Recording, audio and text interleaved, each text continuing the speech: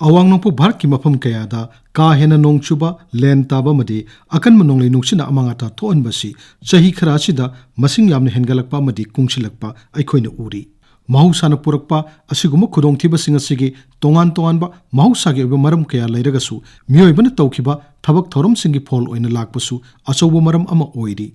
Haukiba megi tarik mangada Manipur da thokiba akan manonglei nungsit yauna len takiba si Mahousana Porakpa Khudongthiba amani. Pung kharagi manungda Manipur gi mafam kayada miyoibagi punsi amadi lantumda pikiba amang ata singasi singthaba yana yami. Sabsana kayam yamna mangan taan khrabagi haibasi haujiki oina khangdrabasu yum kai tekpa madi lantum mangbagi sangasi yamna wang I haibasi di khangnare. Adugi sumatakta me mangagi Mahousana Porakpa Khudongthiba asigi anaubu mong ama haiba tarabadi len yamna takiba aduga len gi chawbusu yamna henkiba sini. Ningsingba yai Mahousana Porakpa Khudongthiba asida tsunami, hurricane, yuhar haba, tornado, umang mai shakpa, mai gi sing pokhaiba, unpuba nonglei, laikom chenthaba amadi ising ichaw sing asini. Masida natana ebalon su yauri. Hairibasing asigi matakta khudakta amangata thoandaba adubu paksana Khudongthiba piba khara amagasu leiri. Khudam oina ikang thokpa, Manipur da toina thoklibasi chingninghaiba akan manonglei nungsit amadi laikom chenthaba asini. Masida henami paiba ama pohlibasi bajra taba asini. Masi kungsilakpagi khudam khara phangi haiba yai. Manipur da thokliba Mahousana Porakpa Khudongthiba singa sigi maram singi manungda yamna chawba maram ama oiribasi Manipur gi umang sing ka hena kokthokpa madi turel ga horukpham singda ka hena manghan taanba miyoibagi thabak thorom sing tawba singa sini. Nongma gi Manipur gi umang mangsilakpa sina Manipur da oirakliba Mahousa gi akaiba khallasina Mahousana Porakpa Khudongthiba singa si yamna hengat halli. Umang kokthokpa gi samasya si Manipur gi nongpokta leiriba kha nongpok Asia gi awang thangba saruktasu mayek sengna thokli. Aduga amuksu awang nongpok Bharat ki mafam kayadasu samasya si lakshin mangamdana leiri. Masina malemgi oina khal kairakpada mateng pangbata natana kairakliba khal adugi phol ka hena mayuk nanaba maram ama oiri. Umang kokthokpagi wafam asi hek lakpaga rajniti oiba wadagina economy gi oiba wafam kaya ama chanai.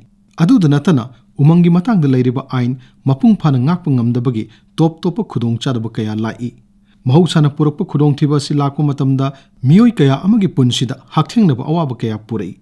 Yum tekhiba miyoibagi punsi pikhamnakiba safam thakpam khangdaba madi senthok lambel oina lokhatchaba yanchang napi thaba yen ok loibada thengnariba amangba kaya asisuni.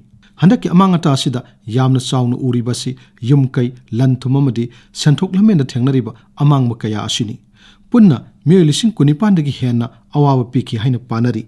Amangba amadi awana kaya si yenglaga Manipur sarkarna khudaki tengbang kaya pinaba khonglei thuna pakhetpagi mami amadi tai. Tengbang polomgi damakta khudakta lupa crore 3.9 kaithoktuna thabak paikhatpasi singthaba yai.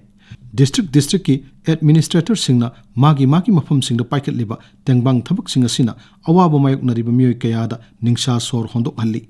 Adubu awabada piba mateng asi khara hena laitho anba mong ama leirabadi mayum makai shamjallingaida polom khara phangnaba maphaida question chelabadi chelhandana bohonagadabani. Matang asida amuk yangshin bahairibasi mina dasa taringaida sendong hena phangnaba honariba karbar tawbu singasini. Lanai miyoi natraga kangbu kharana asiguma sendongi wakhaldagi hendokpa ngamdaba miyosing lakshina bohonabagi pawsu social media da thengnari. Aduna yum kai shamjan chajinbada changba polom singda ka hena maman wangkalakpa asi tasengna dasadagi sendong kolhau bahaiba wakhal kukhanni. Masi sarkarna lakshinaba mari lenaba department singna thabak athubu matamda lokhatkadabani. Manipur da mamangda thokiba Mahousana Porakpa Khudongthiba singi matangda maru oina ikang thokpa matamda tengbang pibada ningdol pomnabagi wa kaya taki. Manipur da leiriba poyen chakel yenbada ludabagi laina asina awaba tarba miyosingda hena khoidok sagot anba thohangali. Masi lakshinanaba leibak masa tana poyen chakel yenba changi. Awaba tarba miyosing aduda dharma laina makhoina phangjagadoriba potsing adu machu tana yohanba changi. Malemgi khal kahindanaba madi hanjalaknaba honabada awang nongpok Bharat ki umang sing kokthoklibasi tasengna thingnaba madi hana kokthokrabasing asi amuk nongna umang ohinnanaba wakhal paringama semgatpa changi. Masiga konana chingda tariba khun sing asigi matangmu chanaba lokcha pathap semba economy gi anawu masak ama semgatpa changi. Adugi sumathakta umang lan hendorakliba miyoibik thabak thorom sing lakshinba changi.